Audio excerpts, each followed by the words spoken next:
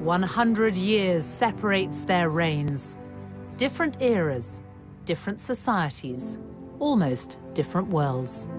Two women, Elizabeth and Victoria. Two queens who have steered their course through periods of extraordinary change. In the British monarchy's 1,000-year history, their like has rarely been seen. Their longevity is unrivaled. On the 9th of September, Queen Elizabeth II will become the longest reigning monarch in British history. She will break the record set by her great-great-grandmother, Queen Victoria, who was on the throne for 63 years and 7 months. Yet they became monarchs unexpectedly at a young age. Neither Queen Victoria nor Queen Elizabeth were born to be queen, and indeed, there was no great expectation that either of them would be. I think certainly we'll look back and say there's been the biggest changes in society under these two female monarchs. I think history will look back on them both and compare them because it's really so incredibly unique. And both of them symbolize their country, and that's what's so wonderful about monarchy. It is a symbol above politics. But what does it take to be a monarch who defines an era? One who has the power to capture the hearts and minds of people at home and abroad. She's just brilliant. At her age, to be still doing things like this, it is just fantastic. I never really got this whole queen thing, to be honest. I really didn't. But I've got it now, and I just... Okay, sorry, I posted on Facebook that I've fallen in love with the queen. As the Queen reaches this milestone, we look at the long reigns of two extraordinary women and ask how they've managed to provide such enduring stability in an ever-changing world.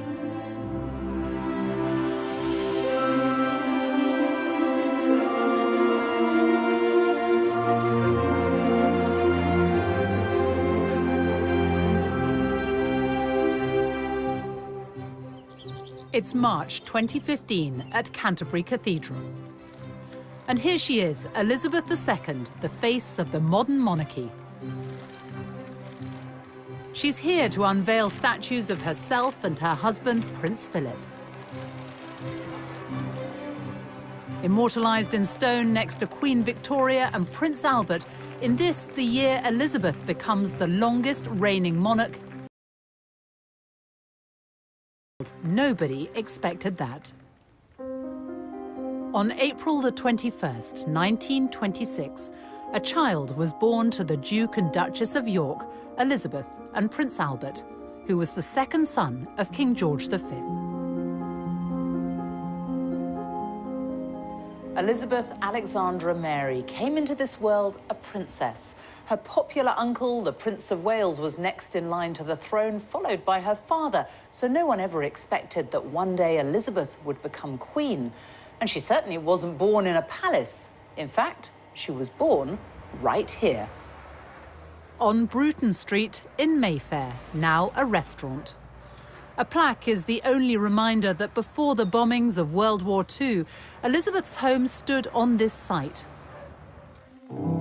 And here they are, the family at their home in 1927, and Nanny and baby Elizabeth. The young princess was expected to lead a relatively quiet life away from the full glare of the monarchy, which is just what people thought at the birth of another royal infant. Victoria was born in a palace, Kensington Palace, on May the 24th, 1819. At birth, she was fifth in line to the throne. And even though her mother was fiercely ambitious, no one could have known that Victoria was destined to become queen. She too was raised quietly, away from court, under the care of her strong-willed German mother, Victoria Maria Louisa, the Duchess of Kent. Here she is, Victoria. Victoria herself. Victoria spent her childhood here in Kensington, and she said herself, "I had a very unhappy childhood." And she was also a long way from the throne. No one thought she'd ever come anywhere near it. Basically, when she was born, she was intended to be married into other royal families, a very minor royal, so no one thought anything much of it. By her own account, Victoria was brought up very simply here in a suite of rooms on the first floor of Kensington Palace. It was a privileged but isolated existence. What we do know is that she remembered later on this terrible, oppressive, melancholy childhood. We think it was a little bit more complex than that. In what way? Well, she was lonely, but she was also very imaginative. She had 132 dolls, and they're all very neatly and in a very organized way listed in her inventory, which she kept at the time. She must have had a sort of very, a dream world, the way she played with these dolls. I suppose she had a lack of friends. We wonder whether some of the costumes could possibly be made from fabrics that made Princess Victoria's dresses. That's not something we're able to prove, but it's a possibility. Before she was 1, her grandfather and father died. And when her uncle George IV passed away, another uncle became king, which meant she was next in line to the throne at the age of 11. Life became even more restrictive. Her mother kept her under, well, pretty much lock and key. They called it the Kensington system. They wanted control of her, so they kept her under 24-hour surveillance. She wasn't allowed to have a single minute alone, because what they wanted was her to come to the throne at, say, 10, 12, and they be the one in the power. They be the one being regent. She was sheltered and protected, and she even shared a bedroom with her mother until the day she became queen at the age of 18.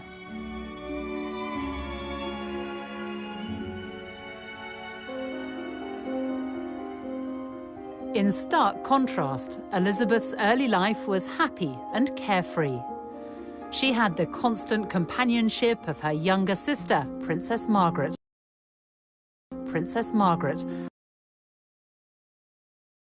We four. They had the common touch. They had ordinary Scottish nannies. Looking up. Boba MacDonald taught her how to iron the wrapping paper of her presents and put it away in a drawer so that she could reuse it. But she went on the bus, she went to the museums, and all the time, in those early years, she was just being prepared for the life of a young lady of the middle to upper classes. But all that changed suddenly in 1936. It was the year of the Three Kings.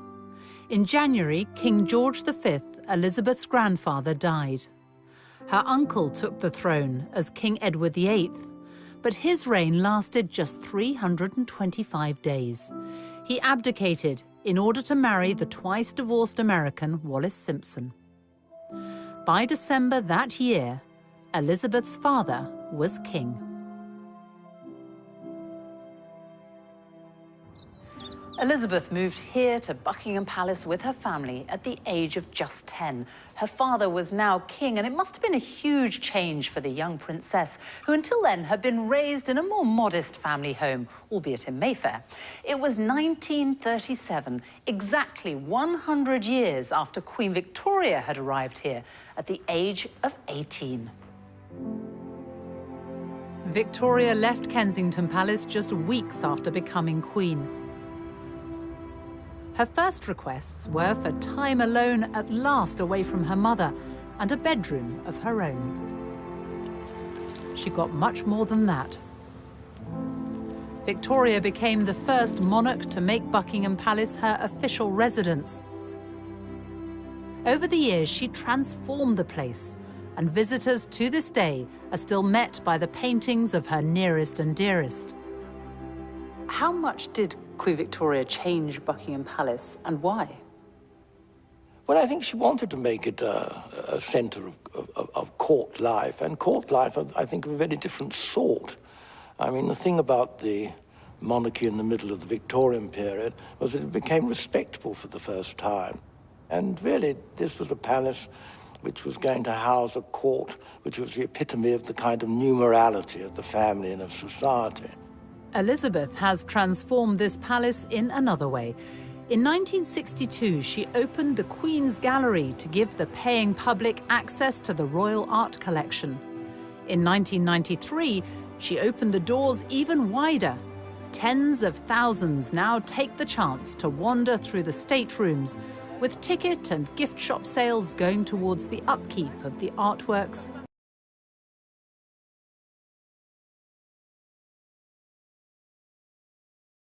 Guests are invited to a reception at Buckingham Palace for the Queen's Award for Enterprise, now in its 50th year.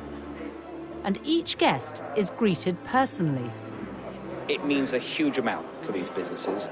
You could be in China, you could be in India and Brazil.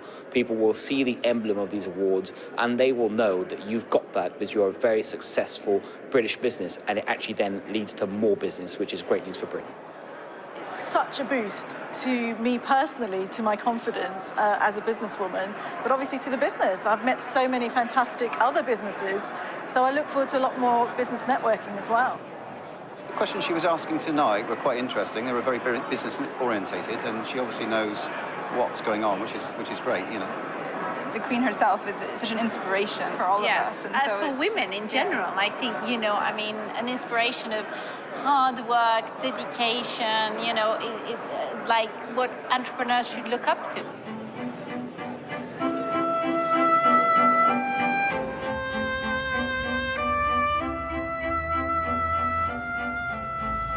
Buckingham Palace, it's such an iconic building. It's hard to imagine that it hasn't always looked like this. But Queen Victoria wanted to extend the palace, and so she sold Brighton Pavilion to pay for it and added on this whole frontage, everything you can see now, including, of course, one of the most famous balconies in the world. Here's Victoria in 1893, first photographed on the balcony. And Elizabeth, her great-great-granddaughter, making her debut as a baby. Across time, the balcony became a sort of rallying point for the nation.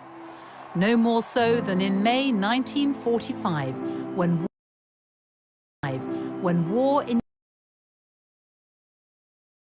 as Elizabeth stood proudly by him in her uniform.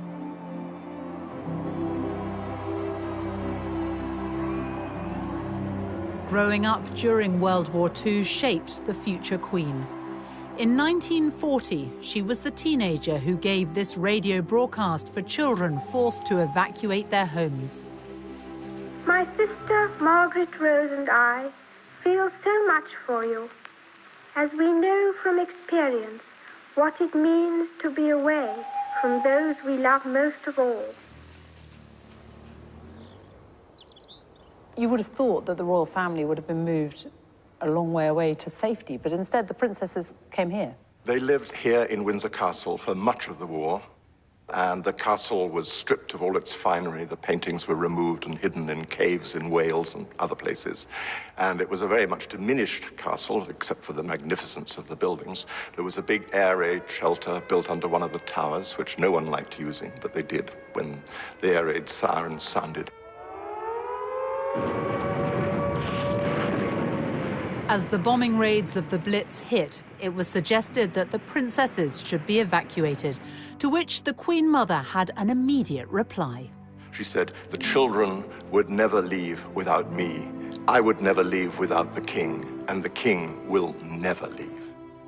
Indeed, in September 1940, the king and queen were very nearly killed when a German bomber flew up the Mall and dropped its bombs directly on Buckingham Palace. They concealed how nearly they came to death. They realized instantly that they had to be the focal point of the nation at war. And that was transferred to Princess Elizabeth, and we have seen that ever since, duty is what has defined her and led her and inspired her. Elizabeth, unlike Victoria, was able to learn the art of being a monarch from her parents. But both entered public life in the same way and in the same place, each showing their commitment to the armed forces.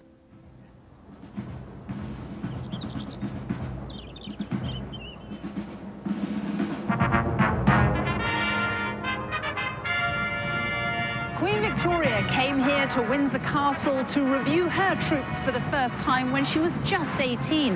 A century later, Elizabeth, then still a princess, followed in her footsteps on her 16th birthday. It was her first official engagement. The British Grenadiers then marched past Her Royal Highness the Colonel. She's back. It's April 2015. Now 89, the Queen is presenting new colours to the 1st Battalion, the Welsh Guards. She knows the military inside out and played her part in the war effort when she joined the Auxiliary Territorial Service at the age of 18. One of the things she did was to learn how to strip down her truck. And there are famous pictures of her doing so. And she worked with other people who had been called up who were serving from all walks of life. And I think that was her first proper introduction to life outside of the family. And these were all sort of incremental steps in her training, if you like, towards being the monarch. Her Majesty the Queen knows absolutely everything that's happening in the ceremonial state occasion. But she knows that I'm there to just make sure those people that don't know are led and guided so that they can give the best performance. I'm inspired by her, an absolutely wonderful lady. I mean, the Queen is what we fight for and fight under for the country, and she's sort of the head of the army and our regiment, so it's extremely special for the boys. Do you think that the Queen really does understand what you do, what you go through? 100%, 100%. I think she probably knows more than anyone in her time of understanding what sacrifice for the country is, and she's an extremely, extremely special person. Recognition from the monarch has always been highly prized. At the end of the Crimean War in 1856, Queen Victoria introduced the Victoria Cross for bravery. A medal has been created in Elizabeth's name too, the Elizabeth Cross, for the next of kin of British servicemen and women killed on military operations or by terrorism. 2 recent tours of Afghanistan have seen the Welsh Guards lose 9 men. Lieutenant Mark Everson was one of them. You have been awarded the Elizabeth Cross. Yeah. In memory of your son. Yes. Just explain what the Elizabeth Cross is and how important it is to you. Most awards that are given to soldiers, but this is something for the families, which is actually saying, you know, the families are involved in this as well. However prepared one is for soldier death, it leaves a huge hole in families.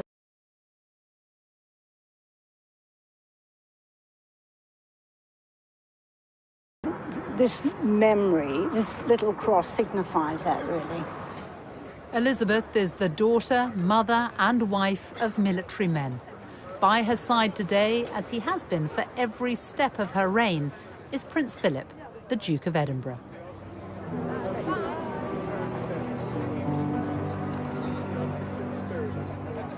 They got to know one another in 1939, as Elizabeth accompanied her parents on an official visit to the Royal Naval College, Dartmouth.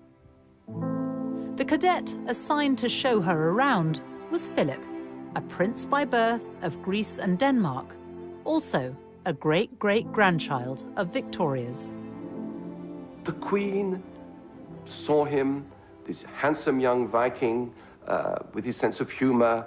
I think right at the start, his lack of reverence, his sense of informality appealed to her, as well as his stunning good looks. They became pen pals, with Elizabeth keeping a photo of a bearded Philip as he fought for his adopted country, Britain. It was a love match. And in 1946, after a holiday at Balmoral, they got engaged, and though secretly, because the King and Queen asked them to postpone the public announcement until the following year. The royal family and Princess Elizabeth's fiancé have permitted these special film studies to be made in response to the rapidly mounting worldwide interest in the forthcoming royal wedding on the 20th of November in Westminster Abbey. I, Elizabeth Alexandra Mary. Take thee, Philip. Take thee, Philip. to my wedded husband. To my wedded husband. To have and to hold. They wed when Elizabeth was 21.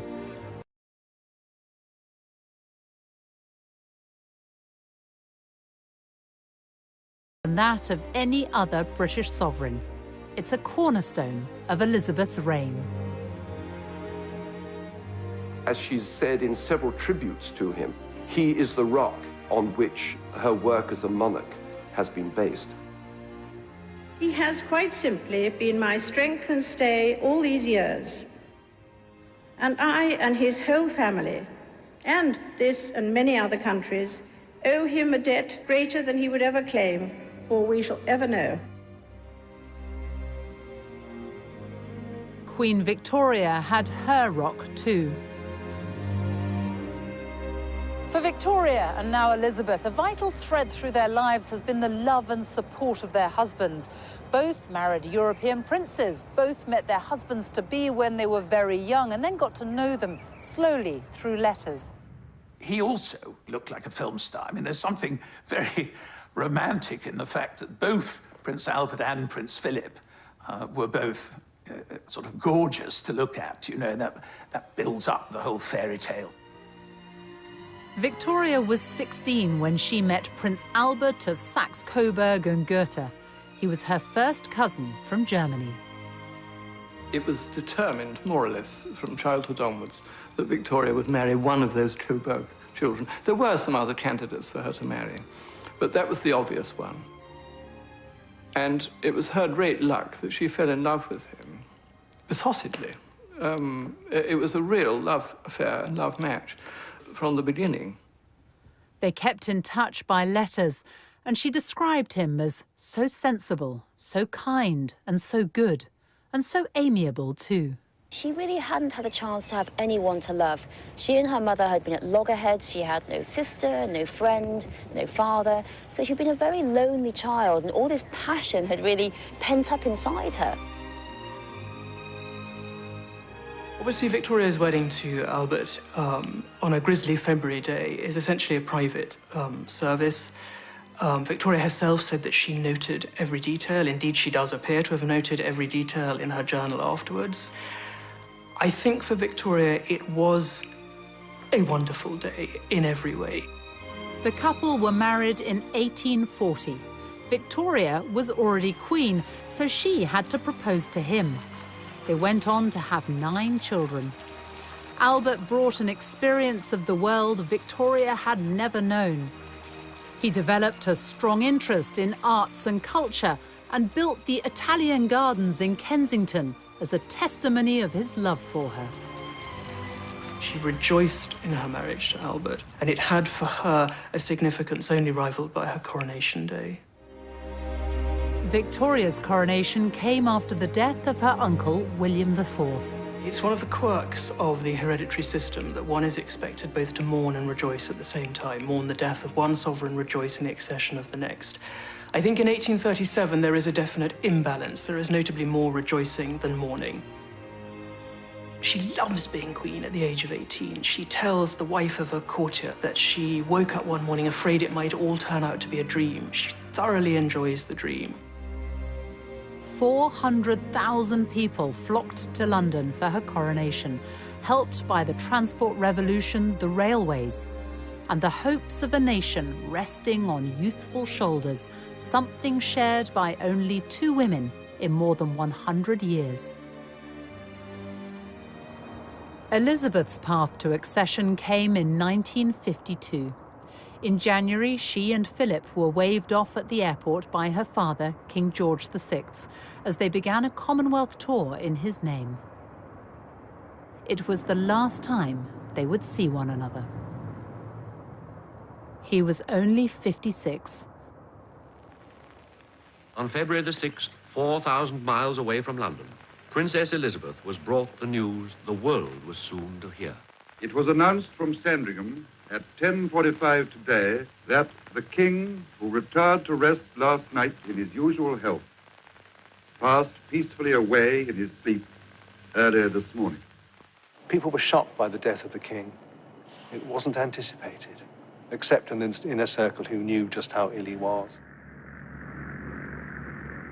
Elizabeth returned to London in mourning, a young woman who now held the future of the monarchy in her hands.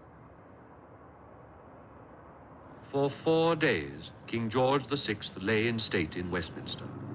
I remember walking past the catafalque of King George VI. My mother took me and my brother Rory, and I was only 3. And we queued for hours. You can't imagine that now, can you? Queuing for hours outside Westminster Hall. But she said, you will remember. You will remember this all your life, and this is something we owe him. The nation mourned for the man who had saved the British monarchy. He passed on the essential value of duty to his daughter, something his great-grandmother, Victoria, understood well herself. In 1838, Queen Victoria, at the age of 19, came here to Westminster Abbey for her coronation. Just over a century later, her great-great-granddaughter Elizabeth followed in her footsteps and was crowned right here in the very same place. More than 8,000 people packed the Abbey that day, and millions were watching on the television around the world. Elizabeth was 27 years old and the mother of 2 young children.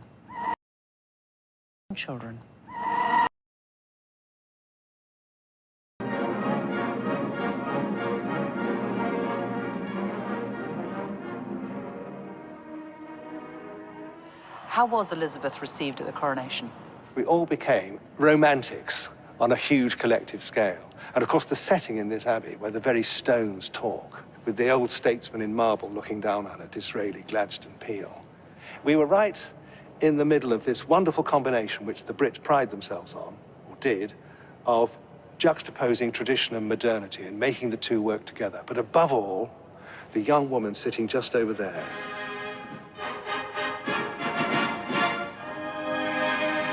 Seared across the Velcro of memory, and it's a very dazzling searing because post-war London was very drab. We'd lost 1/3 of our wealth in the war. There was still rationing. Very few people had any new clothes. And yet suddenly, in amidst this heroic drabness, there was the starburst of the coronation of the new, beautiful young queen.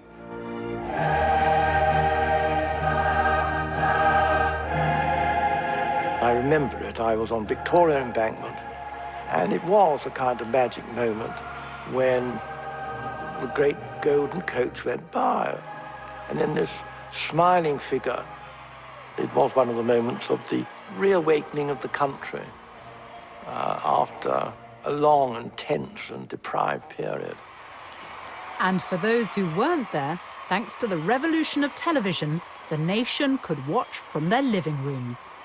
27 million people in Britain in June 1953 watch at least half a day's television coverage. The number of BBC licence holders doubles that day. So there is this sense of what newspapers refer to as coronation fever. We've only known in recent years that it was, in fact, the Queen who said, yes, it ought to be televised. An acknowledgement that the monarchy, as it were, belongs to the people. You've got to, with the new means of communication. And then this smiling figure, just all the diamonds refracting, with the Duke of Edinburgh. But I mean, I remember it so absolutely vividly. 5 months after her coronation, Elizabeth returned to the Commonwealth tour she'd begun before her father's death. Now she was Queen and also head of the Commonwealth of Nations, which, from small beginnings, has expanded during her reign to take in 53 countries. She has visited almost all of them. I think historians will look back on the reign and achievements of Elizabeth II and pick out the Commonwealth. The Commonwealth is a real family, so successful that countries that are not former British colonies have asked to join and been allowed to join.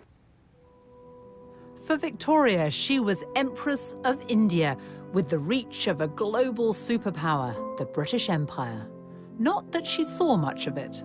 Britain did rule half the world and it stretched everywhere from Canada to Australia and included great tracts of Asia and Africa.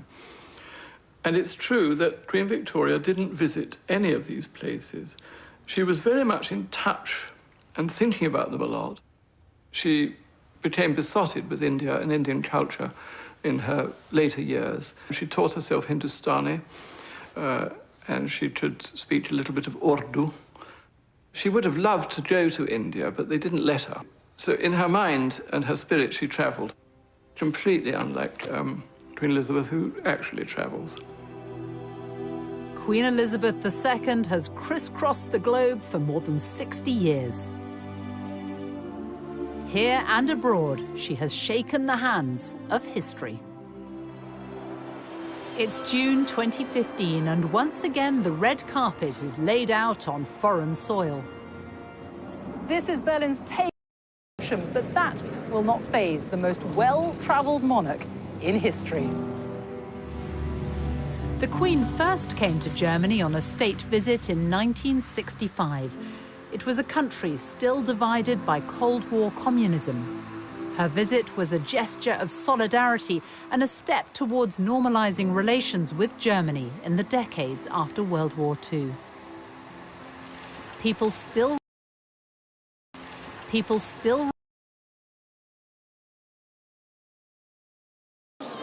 For my husband and me, it is a deeply moving experience to be with you here in this courageous and famous city. 50 years on, Germany, now a unified country, has changed dramatically. The welcome for the Queen hasn't.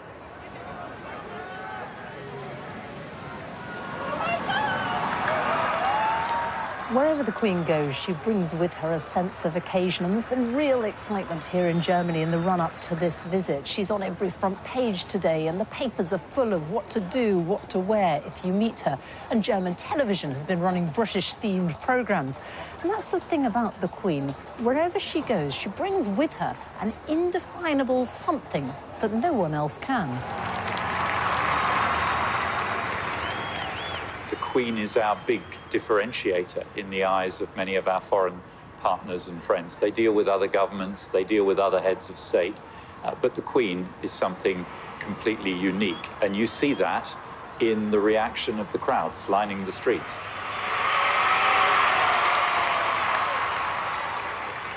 Two of the most powerful women in the world, one a monarch, the other the German Chancellor, who has been dubbed the Queen of Europe, and the German Chancellor, who has been dubbed the Queen of Europe.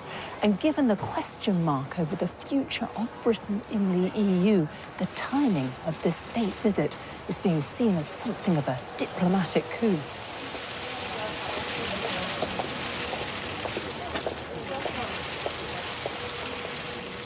I think for many people, for many different reasons, this is a very important visit, a very important moment, and it brings Britain and Germany closer together at a time which is, for us, actually very important for there to be good and close relationships.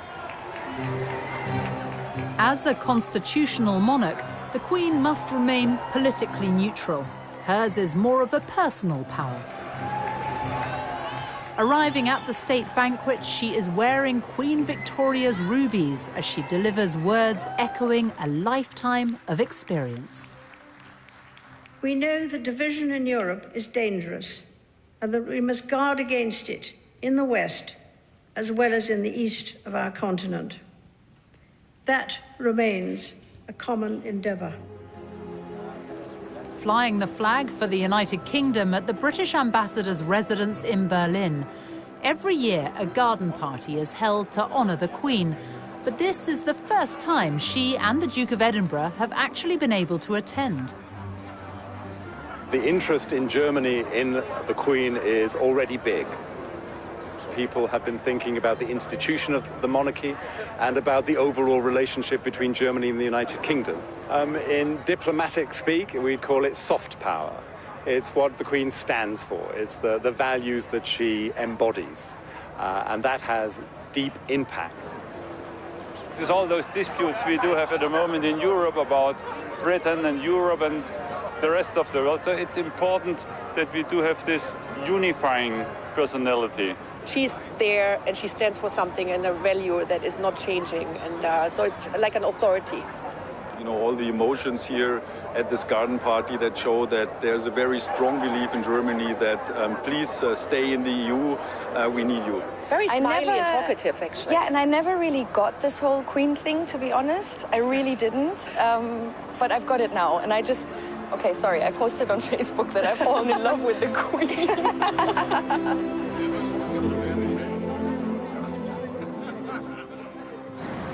In Germany's modern democracy, sections of the wall which once separated East from West in the Cold War now stand only as symbolic fragments. And this is a country which remembers its deeper past, those who were killed in one of the most dreadful persecutions in history.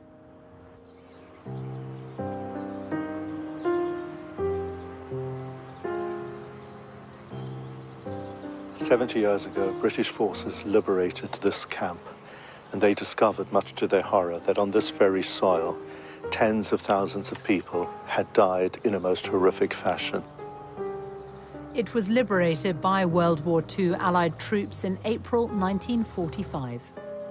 70 years later, it is the Queen's request that she and the Duke of Edinburgh end their German state visit by paying their respects at the site of the Bergen-Belsen concentration camp. And for some, the memories are very personal. To me, it was just one huge horror story. How any human beings could treat other human beings in this way. Just incredible. I don't think there was a sort of screaming of joy because everybody thought we must be dreaming. We hear an English voice. That wasn't what we were preparing us for. We were preparing us to die.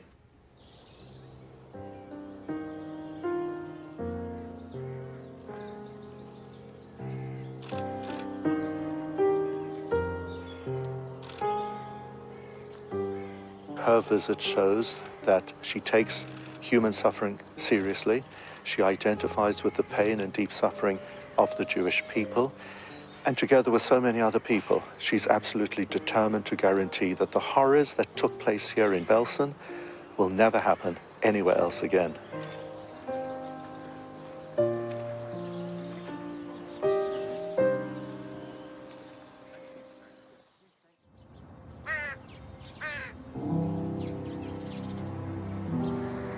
In Britain, religion and the monarchy are forever intertwined.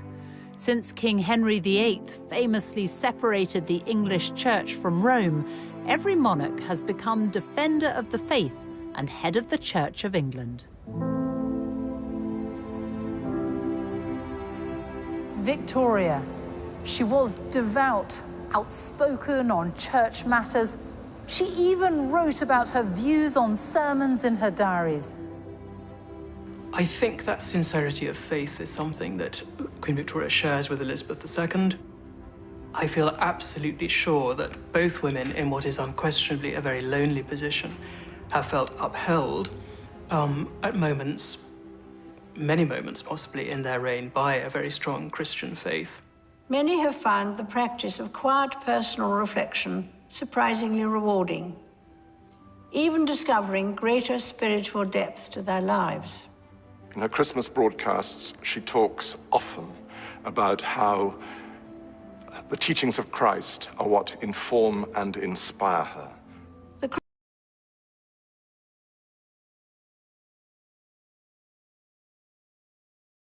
Feet very firmly on the ground, but spiritually, she's got this dimension in which her personal faith is linked to her duty as a monarch.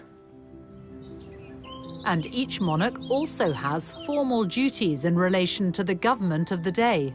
It was during Victoria's reign that political power moved away from the sovereign, but she still kept a keen interest in the details of political life as does Queen Elizabeth, who at the start of her reign decided to change the monarch's regular meetings with the Prime Minister into a weekly affair, the audience.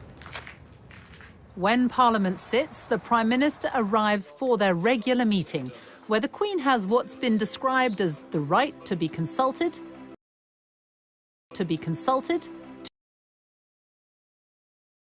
the course of 12 British Prime Ministers.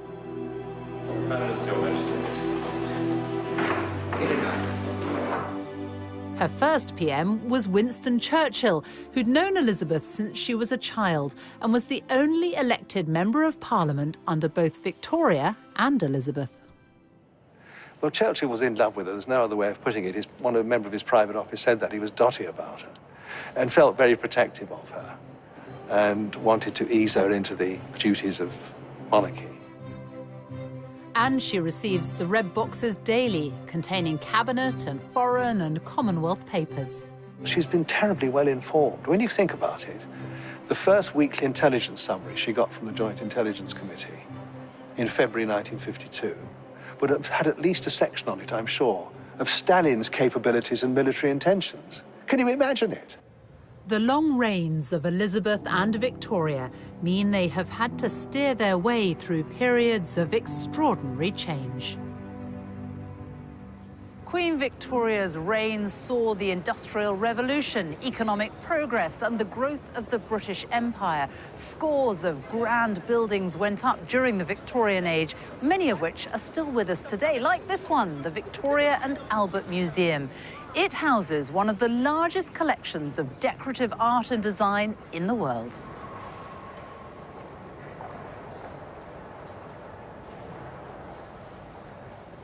So, what is Victoria and Albert's legacy in terms of art and culture? It's fundamental. I mean, this museum, as you know, is the Victoria and Albert Museum, and that name is not an accident. It was renamed the Victoria and Albert Museum in 1899, and it was one of Queen Victoria's last public appearances when she came to lay the foundation stone of the front of our museum. How big a role did Victoria and Albert have in bringing the arts to the people? Throughout her life, and indeed throughout Albert's life, they were actively promoting education and culture, art and science. This whole complex at South Kensington is thanks to the way they supported and promoted these activities. So much so that this area became known as Albertopolis, also taking in the Albert Memorial, Victoria's vast tribute to the man she adored, who died at the age of 42. The great expansion seen in the Victorian age has not been repeated during Elizabeth's reign. Instead, there have been huge leaps in science, technology, medicine, even space travel, and far greater freedom and tolerance. In an age of rapid innovation and cultural change, the Queen recognises pioneers from every field. At Windsor Castle, she has a gathering of the holders of the Order of Merit. It's a celebration of the elite from music, art, medicine, astronomy, architecture, theatre. Queen Victoria may have been the first monarch to try the telephone with none other than the inventor Alexander Graham Bell. But it was Elizabeth who in 1958 made the first direct-dialed long-distance telephone call.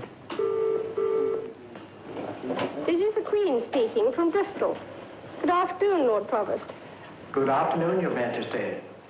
She was the first British monarch to send an email in 1976 and has a Twitter, Facebook, YouTube and Flickr account in her name.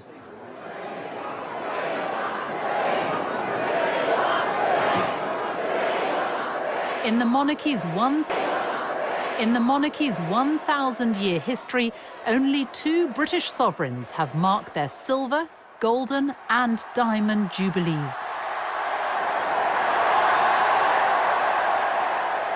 Victoria and Elizabeth.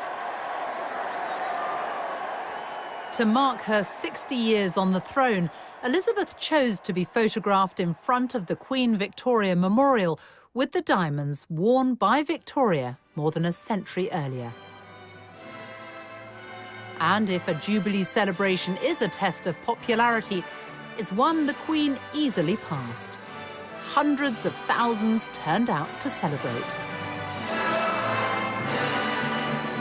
Her speech that year seemed to recognise her unique place in the world. I have been privileged to witness some of that history, and with the support of my family, rededicate myself to the service of our great country and its people, now and in the years to come.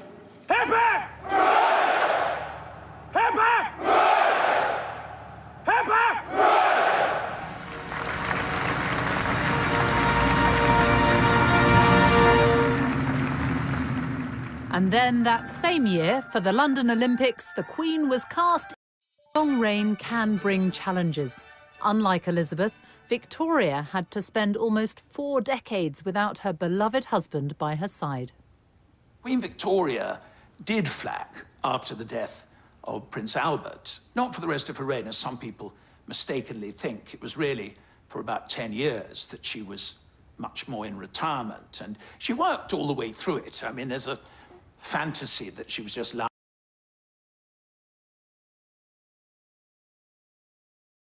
years.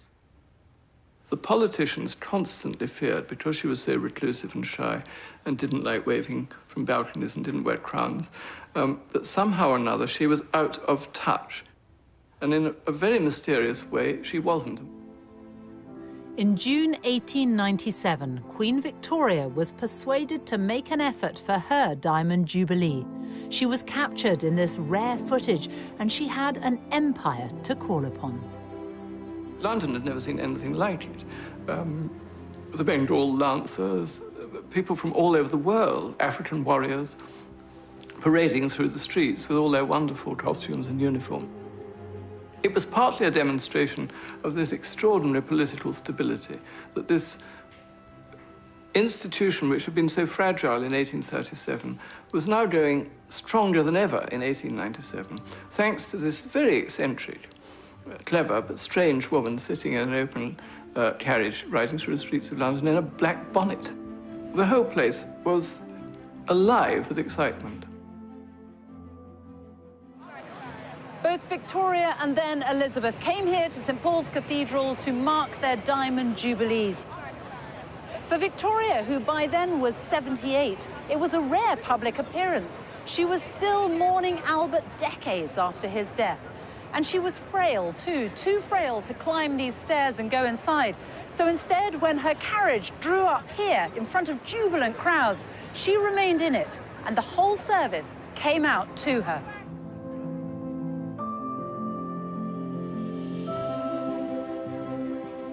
But we do know what Queen Victoria thought about her Diamond Jubilee. She wrote about it in her journals, and just a few years ago, Queen Elizabeth had them all put online.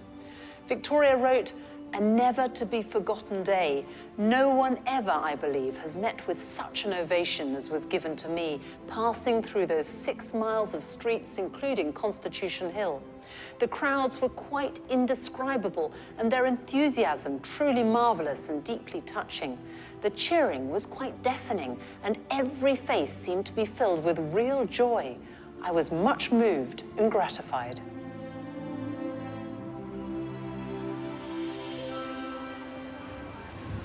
As well as being visible, the monarch must connect with every part of the United Kingdom.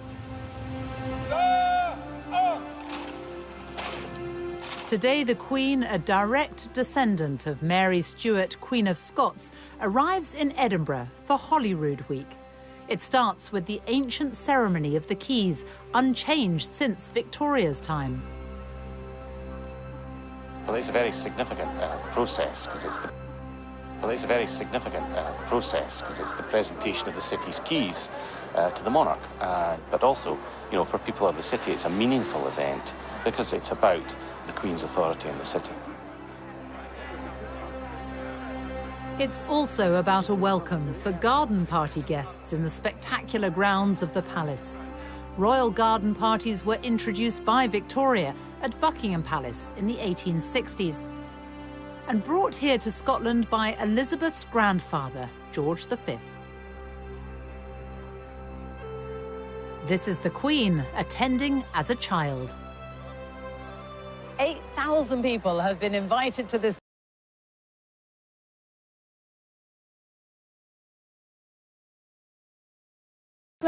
and heritage.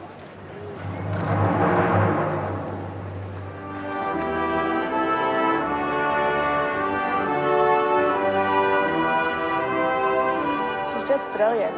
At her age, to be still doing things like this, it is just fantastic. I think today has been a very good example of exactly what we as a country do well, and I think she's at the very heart of it. And the fact she visits our islands, you know, she embraces all the parts of Scotland that we love. Her and the Duke have done a marvellous job over the years, and I hope they'll have many more.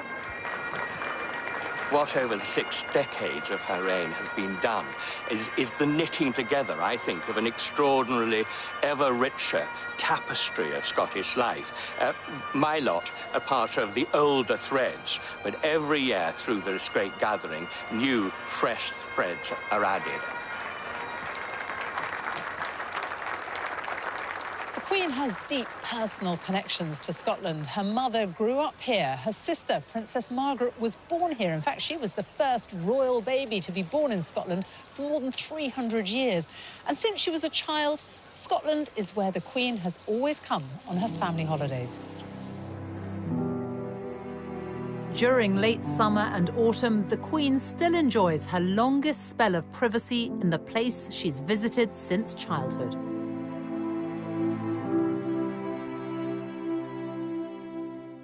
It's a tradition started by Victoria, who in her 20s was only the second reigning British monarch to venture north of the border since the days of Charles I. Queen Victoria and Prince Albert fell in love with Scotland. Prince Albert saw Germany in it. He was reminded of Germany, the sort of forests of firs and all that kind of thing. Queen Victoria was privy to a kind of ordinary life up there that was more difficult in Windsor or in London. Victoria did deer stalking and watercolours and long walks in the heather and getting rained upon and all that. I think there's something about its sort of vastness when you get up into the Highlands, and that sense of being far away in this kind of mountain kingdom. Victoria and Albert bought land here, which they developed, building the magnificent Balmoral Castle.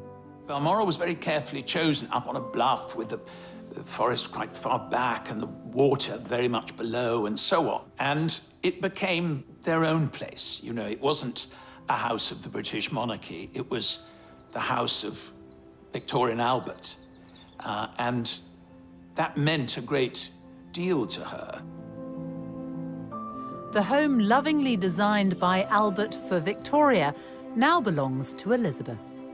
A private residence, but no longer just a royal idyll. For 18 weeks of the year, it's open to the paying public.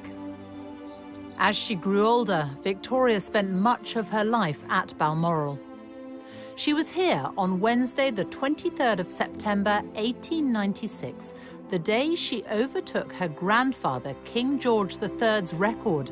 She wrote, "Today is the day on which I have reigned longer by a day than any English sovereign." Just days after Victoria had become the longest reigning monarch, she was pictured right here beneath the terrace at Balmoral. It was a very special moment, and that's because it was the first time that Victoria had ever been captured on film.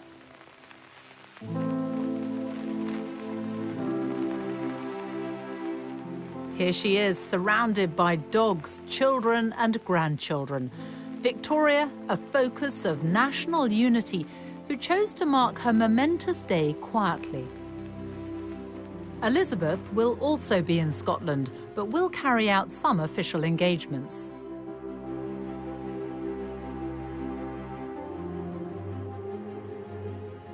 This is where Queen Victoria was on the day that she became the longest reigning monarch in British history. And this is also where her great-great-granddaughter, Queen Elizabeth, will be when she passes that record on the evening of Wednesday, September the 9th. She will have been on the throne for 23,226 days. There'll be no fuss, no grand celebration. It's business as usual, we're told. But all the same, it is a remarkable achievement and something none of us will ever again see in our lifetime.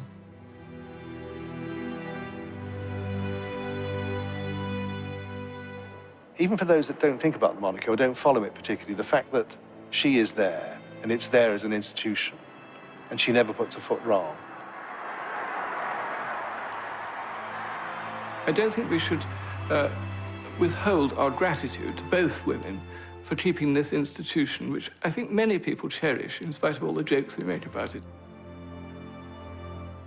By being inscrutable, untouchable, unfashionable, and unfaddish, the Queen remains a concept that all people potentially can connect with. And I think that's a very important and valuable aspect of our national life. And she simply is always out there meeting people, speaking to people, and very much identifying herself with the whole population, not just one certain group of it. Politicians come and go when they talk about the big society. The Queen and the royal family have practiced it and continue to practice it in all sorts of ways. And that stems totally from the sense of duty and religious convictions of Elizabeth II. This is a great country, and one of the reasons it's great is because we have had this continuity of kings and queens for so many centuries, and this queen is probably going to be seen as one of the greatest of all. I think what she has done is she has made us all believe again in the viability of the institution she represents. And to me, that's a great achievement. I declare before you all that my whole life, whether it be long or short, shall be devoted to your service and to the service of our great imperial family to which we all belong. That I shall not have strength to carry out this resolution alone unless you join in it with me, as I now invite you to do. I know that your support will be unfailingly given.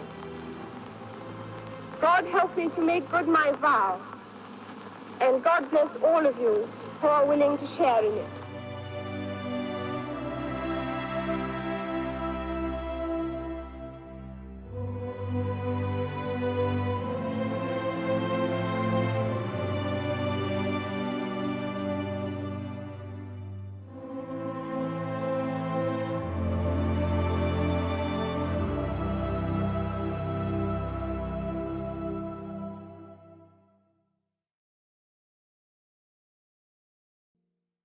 In line to the throne.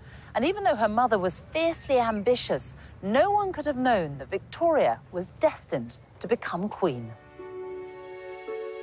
She too was raised quietly, away from court, under the care of her strong-willed German mother, Victoria Maria Louisa, the Duchess of Kent. Here she is, Victoria. Victoria herself. Victoria spent her childhood here in Kensington, and she said herself, I had a very unhappy childhood. And she was also a long way from the throne. No one thought she'd ever come anywhere near it. Basically, when she was born, she was intended to be married into other royal families, a very minor royal, so no one thought anything much of it. By her own account, Victoria was brought up very simply here in a suite of rooms on the first floor of Kensington Palace. It was a privileged but isolated existence. What we do know is that she remembered later on this terrible, oppressive, melancholy childhood. We think it was a little bit more complex than that. In what way? Well, she was lonely, but she was also very imaginative. She had 132 dolls, and they're all very neatly and in a very organized way listed in her inventory, which she kept at the time. She must have had a sort of very, a dream world, the way she played with these dolls. I suppose she had a lack of friends. We wonder whether some of the costumes could possibly be made from fabrics that made Princess Victoria's dresses. Really? That's not something we're able to prove, but it's a possibility. Before she was 1, her grandfather and father died. And when her uncle George IV passed away, another uncle became king, which meant she was next in line to the throne at the age of 11. Life became even more restrictive. Her mother kept her under, well, pretty much lock and key. They called it the Kensington system. They wanted control of her. So they kept her under 24-hour surveillance. She wasn't allowed to have a single minute alone, because what they wanted was her to come to the throne at, say, 10, 12, and they be the one in the power. They be the one being regent. She was sheltered and protected, and she even shared a bedroom with her mother until the day she became queen at the age of 18.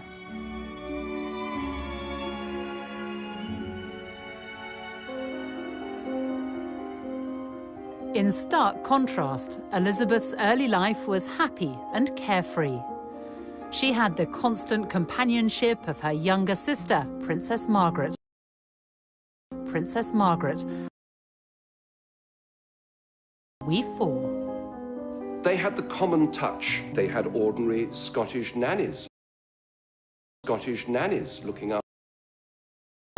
Boba MacDonald taught her how to iron the wrapping paper of her presents and put it away in a drawer so that she could reuse it. But she went on the bus, she went to the museums, and all the time, in those early years, she was just being prepared for the life of a young lady of the middle to upper classes. But all that changed suddenly in 1936. It was the year of the Three Kings. In January, King George V, Elizabeth's grandfather, died. Her uncle took the throne as King Edward VIII, but his reign lasted just 325 days. He abdicated in order to marry the twice-divorced American Wallis Simpson. By December that year, Elizabeth's father was king. Elizabeth moved here to Buckingham Palace with her family at the age of just 10. Her father was now king, and it must have been a huge change for the young princess, who until then had been raised in a more modest family home, albeit in Mayfair.